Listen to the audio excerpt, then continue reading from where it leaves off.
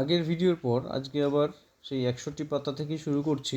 থাকার জায়গা হারিয়ে যাচ্ছে এখান থেকে। স্যার বললেন, সেদিন একটা খবরের কাগজ থেকে বিপন্ন বাসভূমি নামে একটা লেখা তোমাদেরকে পড়ে শুনিয়েছিলাম, মনে আছে কি? আচ্ছা, আমি কিন্তু পড়ে শোনাইনি, ওদের স্যার পড়ে শুনিয়েছিল। তো স্যারের প্রশ্নের উত্তরে সোনাম বলল, চারিদিকে শহর বাড়ছে, জলাভূমি বুঝে যাচ্ছে, আকাশ থেকে সুন্দরবনকে দেখলে নাকি মাথার টাকের মতো লাগে। সোনম দম নেয়ার জন্য একটু থামতেই আয়েশা উঠে বলল, আমিও বলবো স্যার। হ্যাঁ, তুমিও বলো। আয়েশা বলতে আরম্ভ করলো, জঙ্গলের অনেক গাছ রোজ কাটা পড়ছে। বাড়ির আশেপাশে শিমুল গাছ থাকলে অনেকে আবার কুসংস্কারের বশে সেটা কেটে ফেলে। উঁচু ঘাস জমি ও জলার ঘাস জমি ক্রমশ কমছে। স্যার বললেন, ঠিক বলেছ। তো এইখানে আমরা প্রসঙ্গত আসি, তোমরা দেখবে যে আগে আমাদের রাস্তার দুধারে, যশোর রোড যদি কেউ হাবড়ায় যাও বাসে করে গিয়ে থাকো, দেখবে অনেক গাছ ছিল।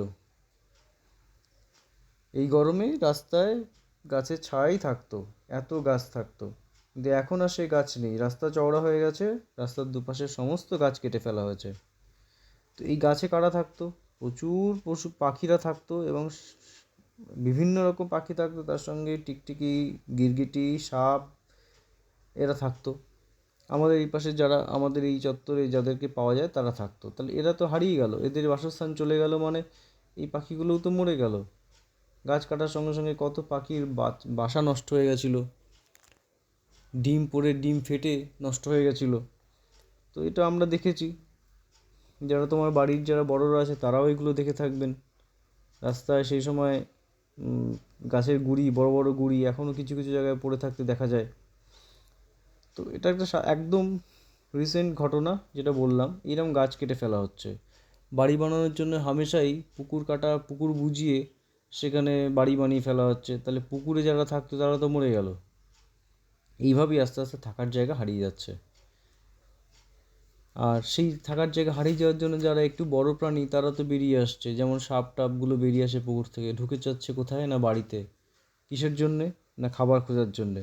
আমরা তাদেরকে মারছি, যারা একটু বোঝে তারা আবার ধরে নিয়ে বন দপ্তরের সাহায্যে ধরে নিয়ে অন্য জায়গায় ছেড়ে দিচ্ছে। যাই পরের পাতায়, 62 পাতায়। এসব শুনে সমীররা গভীর চিন্তায় পড়ে গেল। তবে কি একদিন পৃথিবীর সব বাসস্থান এইভাবে হারিয়ে যাবে? মানুষ তখন যাবে কোথায়? খুব সত্যি কথা, সব যদি পৃথিবীর প্রাণীরা মরে যায়, মানুষেরও কিন্তু বাঁচার আর থাকবে না। যদি বাঘ সব মরে যায় জঙ্গল থেকে, তাহলে হরিণা তো বেড়ে যাবে, যে হরিণরা জঙ্গলের সব গাছ শেষ করে ধান গাছ, গম গাছ, ভুট্টা গাছ সব খেতে চলে আসবে, সর্ষে গাছ সব খেতে চলে আসবে, পাট গাছ খেতে চলে আসবে। আমরা খাবো কি? সবই যদি হরিণটা, কত হরিণ মারবে, চারিদিকে ছুটে ছুটে পালিয়ে চলে যাবে, হাজার হাজারে হরিণ, কাতারে কাতারে হরিণ। তো এই ব্যাপার। আবার মনে করো কুমির মেরে ফেললে, এত মাছ বেড়ে গেল, জলের সমস্ত গাছ শ্যাওলা খেয়ে ফেললো, সমস্ত পোকামাকড় খেয়ে ফেললো। এবার মাছ, সমুদ্র, নদীর কিছু ক্ষতিকর মাছ আছে, সেগুলো আমাদের পুকুর অবধি পৌঁছে যাবে, কি করবে তখন? তো এইগুলো ভাবতে হবে। আচ্ছা, এই উদ্ভিদ ও প্রাণীদের উপর, এবার বইতে যাই। এই উদ্ভিদ আর প্রাণীদের ওপর নির্ভর করেই তো মানুষের বেঁচে থাকা। তাই বিভিন্ন জীবের বাসস্থান বাঁচানোর ওপর ওরা একটা পোস্টার তৈরি করবে বলে ঠিক করলো। পোস্টারের মাধ্যমে ওদের অঞ্চলের বিপন্ন উদ্ভিদ আর প্রাণীদের কেন বাঁচানো দরকার সেই বিষয়ে ওরা সবাইকে জানানোর চেষ্টা করবে। এটা তো ঘরে বসে জানানো যাবে না। যখন আমরা স্কুল খুলবে তখন এইসব পোস্টার নিয়ে লোকের বাড়ি বাড়ি গিয়ে যেসব আমাদেরকে জানাতে হবে। পরের পাতায় যাই। পরের পাতা হচ্ছে পৃষ্ঠা নম্বর 63, অচেনা জায়গা, পরীক্ষার পরে দারুণ মজা। স্কুলের পরীক্ষা শেষ হয়েছে কালই, তোমাদের অনেক দিন আগেই শেষ হয়ে গেছে। দাদার সঙ্গে বাসে করে মাসির বাড়ি যাচ্ছে বুবুন। একটা ব্রিজে ওঠার পর বুবুন দাদাকে জিজ্ঞাসা করলো, এই নদীটার নাম কি? দাদা বলল, দাদা বললেন, হুগলি নদী। হাওড়া আর কলকাতার মধ্যে যোগাযোগ করে দিয়েছে এই ব্রিজ। এর নাম রবীন্দ্র সেতু। তাহলে হুগলি ব্রিজের আরেকটা নাম কি? রবীন্দ্র সেতু। পরীক্ষায় কিন্তু ভীষণ ইম্পর্টেন্ট, হুগলি ব্রিজের আরেক নাম কি? রবীন্দ্র সেতু। বুবুনের খুব মজা হচ্ছিল। বাস এসে থামলো হাওড়া স্টেশনের পাশে। ট্রেনে ওঠার কিছুক্ষণ পর হুইসেল দিয়ে ট্রেন ছেড়ে দিল। এক সময় স্টেশন এলো। বুবুন দেখলো বিরাট স্টেশন, বেশ ফাঁকা ফাঁকা, কলকাতার মতো ঘিঞ্জি নয়। বুবুনের বেশ ভালো লাগছিল, গন্ধটাও অন্য রকমের। ওর ভীষণ আনন্দ হচ্ছিল। ওরা দুজন হাঁটছিল, দুপাশে পুকুর, পুকুরে ছোট ছোট পানা ভর্তি, তার মাঝখান দিয়ে রাস্তা, চারিদিকে কত রকম গাছ। দাদা একটা গাছ দেখিয়ে বলল, এটা ফলসা গাছ বুবুন। বুবুন বলল, ফলসা কী গো? দাদা গাছ থেকে কয়েকটা ফলসা পাড়লেন। ছোট ছোট ফল, মুখে দিতেই যেন গলে গেল, বেশ মিষ্টি, তবে দানা আছে। বুবুনের দারুণ লাগছিল, আগে এমন জায়গায় ও কোনোদিন আসেনি। বুবুনের বেড়ানোর গল্প পড়ে কেমন লাগলো তোমাদের? আশা করি তোমাদের ভালোই লেগেছে। তোমরাও ভাবছো যদি যদি এরকম কোথাও বেড়াতে যেতে পারতাম, তাই না? তো এবার দেখো, আবার পড়ায় ফিরে আসি, যে তোমাদের নিচের ফাঁকা স্থান পূরণ করো। শেষ যেখানে বেড়াতে গেছো, কিভাবে গিয়েছিলে, কতদিন থেকেছো, কি কি দেখেছো, এগুলো সব লিখতে হবে এই ছকের মধ্যে। হ্যাঁ, তোমার কেমন লেগেছে সেই এলাকার কাছাকাছি কোনো বিখ্যাত জায়গার নাম। তো গত শীতে আমি বেড়াতে গেছিলাম পুরীতে, সেটাই বলি তোমাদেরকে। তা গত শীতে কোথায় গেছিলাম? পুরীতে। কীভাবে গিয়েছিলাম? মৎস্যগন্ধাপুর থেকে ট্রেনে চেপে শিয়ালদা স্টেশন, সেখান থেকে ট্রেনে চেপে পুরী পৌঁছে গেলাম। পুরী কতদিন থেকেছো? এই 4-5 দিন থেকেছিলাম। কি কি দেখেছো? প্রথমেই তো পুরীতে নেমেই তো রাস্তা দিয়ে যেতে যেতেই সমুদ্রের পাড় দেখেছি, অর্থাৎ সি বিচ দেখেছি, সমুদ্র সি বিচ দেখলাম। তারপর জগন্নাথ দেবের মন্দির দেখলাম পুরীর, যেটা যে কারণে পুরী বিখ্যাত, লোকে পুরী যায় পুজো দিতে, জগন্নাথ দেবের মন্দিরে পুজো দিলাম। তারপর তো অনেক কিছু দেখলাম, ধবলগিরি, উদয়গিরি, সূর্য মন্দির, নন্দনকানন। নন্দনকানন হচ্ছে একটি চিড়িয়াখানা, চিড়িয়াখানার মতন, হেঁটে হেঁটে ঘুরে ঘুরে দেখতে হয়। আমরা থাকি খাঁচার মধ্যে, আর ওখানে সবাই বাইরে বাইরে ঘুরে বেড়ায়, সব তার দিয়ে আটকানো। আচ্ছা, তোমার কেমন লেগেছে? ডেফিনেটলি তোমারও নিশ্চয়ই ভালোই লাগবে, আমাদেরও ভালো লেগেছিল। সেই এলাকার কাছাকাছি কোনো বিখ্যাত জায়গার নাম লেখো। এবার সেই এলাকার কাছাকাছি কোনো বিখ্যাত জায়গার নাম, অনেকগুলি বিখ্যাত জায়গা আছে। পুরীর কাছাকাছি বিখ্যাত জায়গা কোণার্কের সূর্য মন্দির বলতে পারো, চন্দ্রভাগা বিচ বলতে পারো। চন্দ্রভাগা বিচ এই কারণেই বললাম, চন্দ্রভাগা বিচে যদি প্লাস্টিক নিয়ে যাও তাহলে তোমাকে পুলিশে ধরতে পারে, ফাইন করবে সেখানে। চন্দ্রভাগা বিচে প্লাস্টিক নিয়ে যাওয়া নিষিদ্ধ। প্লাস্টিকের কোনো জিনিস ব্যবহার যদি তুমি করেও থাকো, তো সেটা আলাদা ডাস্টবিন আছে, সেখানে ফেলেই আসতে হবে। বাইরে কোথাও ফেললে, এই যে চাটনি খেয়ে ফেলে দিলে তোমরা, মাঠের মধ্যে থেকে সব খুঁজে খুঁজে বার করতে হয়, স্পোর্টসের পর সব খেয়ে খেয়ে ভরিয়ে দাও, তো সেই জিনিসগুলো করলেই পুলিশ এসে বলবে, কে ফেলেছো, তুলে ফেলো শিগগিরই, হয় জরিমানা দাও, নাহলে জেলে চলো।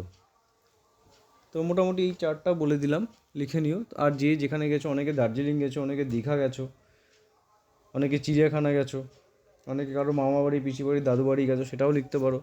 তো এটা লিখবো না। তো চলে যাচ্ছি পরের পাতায়। 9 মিনিটের ভিডিও হলো এখনও অবধি, পরের পাতায় যাই। পরের পাতা অর্থাৎ 64 নম্বর পাতা। সাঁতরাগাছির ঝিলে পরিযায়ী পাখি। সাঁতরাগাছির ঝিলে পরিযায়ী পাখি। বুবুনের মনে পড়ল আজকে ওদের পাখি দেখতে যাওয়ার কথা।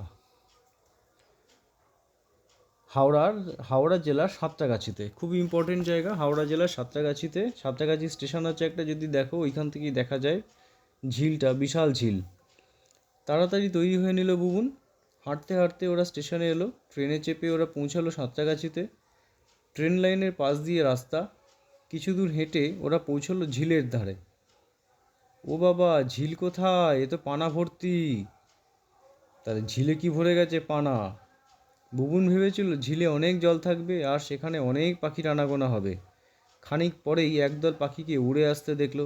দাদাকে জিজ্ঞেস করলো, ওগুলো কি পাখি? দাদা বললেন, ওগুলো নানা জাতের হাঁস। কোনোটা পিনটেল, কোনোটা আবার হুইসলিং টিল। দূর থেকে আসে। আগে আরও পাখি আসতো, কিন্তু এখন তো জল বেশ নোংরা হয়ে গেছে, তাই ওদের আনাগোনাও কমে গেছে। বুবুনের মনে পড়ল বাবার সঙ্গে একদিন গোল পার্কের লেকে গিয়েছিল। ওখানে প্রচুর মাছ দেখেছিল। ও ভাবল একদিন যদি ওখানেও কচুরিপানায় ভরে যায় তাহলে সব মাছ মরে যাবে। এমন সময় একটা হুইসলিং টিল ওর একদম সামনে এসে বসলো। বুবুন ঠিক করলো বাড়ি ফিরেই হাঁসটির ছবি আঁকবে, আরও বড় হলে একটা ক্যামেরা কিনবে আর পাখিদের ছবি তুলবে। বুবুনের গল্প তো শুনলে। কার কার যেতে ইচ্ছে করছে সাঁতরাগাছিতে এই ভিডিওর কমেন্টে জানিয়ে দেবে। সাঁতরাগাছি ঝিলে শীতকালে অবশ্যই যেও, এখন না। এবার বলছে যে এবার বাড়ির বড়দের আর এলাকার মানুষজনের শিক্ষক শিক্ষিকার সাহায্য নিয়ে লিখে ফেলো। কী লিখতে হবে ছকটা? তোমার স্কুলের অবলিক বাড়ির বেড়াতে যাওয়ার জায়গায় কাছের ঝিলের নাম, একটা জায়গার ঝিলের নাম বলতে হবে, সেখানকার গাছপালার নাম, সেখানকার দেখা প্রাণীর নাম, সেখানকার দেখা পাখির নাম। দেখো, আমাদের কাছে সবচেয়ে ঝিল আছে গৌরডাঙ্গা বাঁওড়। আমাদের তো অনেকে অনেক রকম লিখতে পারো। আমাদের বাড়ির সবচেয়ে কাছের ঝিল কী আছে? গৌরডাঙ্গা বাঁওড়। অনেকেই সবাই জানে, তোমাদের বাড়ির যেকেই জিজ্ঞেস করবে সবাই বলে দেবেন। সেখানে গাছপালার নাম, তোমার বাড়ির চারপাশে যা দেখতে পাওয়া যায় গৌরডাঙ্গা বাঁওড়েও সেই তাই দেখতে পাওয়া যায়। হ্যাঁ, নারকেল গাছ, কচু গাছ, কচুরিপানা গাছ, কলমি শাক, আরও বিভিন্ন রকমের নাম না জানা শাক দেখতে পাওয়া যায়। সেখানকার দেখা প্রাণীদের নাম কি? অবশ্যই মাছ দেখতে পাবে, যদি ভাগ্য ভালো থাকে বড় বড় মাছ লোকে বড়শি দিয়ে ধরছে সেখানে দেখতে পাবে। হাঁস আছে, পানকৌড়ি আছে, মাছরাঙা দেখতে পাবে, বক দেখতে পাবে 2-3 রকমের। আচ্ছা, প্রাণীর নামের মধ্যে পাখির নামও তো বলে দিলাম, তো আলাদা করে লিখতে হবে। তো তা প্রাণীর নামটা যদি বলি আমরা, ওখানে আর একটা প্রাণী দেখতে পাও তোমরা, ব্যাঙ দেখতে পাবে, প্রচুর ফড়িং দেখতে পাবে, কিছু জলজ পোকা দেখতে পাবে, যেগুলো দেখবে জলের উপরে সাঁতার কেটে কেটে বেড়াচ্ছে, ভাসছে ওরা। আর পাখির নাম তো বলেই দিলাম, হাঁস, বক, তারপর মাছরাঙা, এগুলো তুমি দেখতে পাবে। তো এটা গেল মোটামুটি। তাহলে এই 64 পাতা শেষ করলাম। এই ছকগুলো কিন্তু খাতায় অবশ্যই লিখবে, আর স্কুল খুললে আমাকে দেখিও।